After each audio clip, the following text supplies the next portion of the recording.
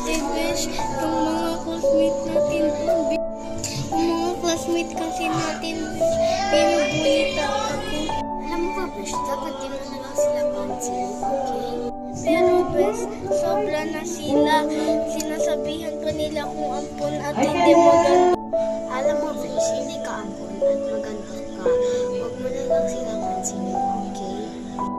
Pero Besh, pag sumusobra na sila, susumbong ko na talaga sila sa nanay. Tama yan, Besh. Susumbong mo sila sa nanay ko, Besh, okay? Comfort Besh, pero may sasabihin ako sa'yo. Pupunta na pala ako sa ibang bansa. Pasensya na. Wala ka naman, Besh. Pero babalik ko po dito, Besh. Mamimiss kita, Besh. Ikaw lang yung best friend ko, Besh.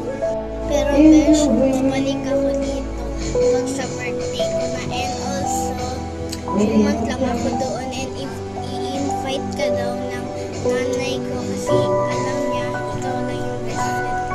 Akala ko naman, Besh, doon kayo titira, Besh. Pero thank you pala sa pag-invite sa akin sa birthday mo. Mamimiss kita,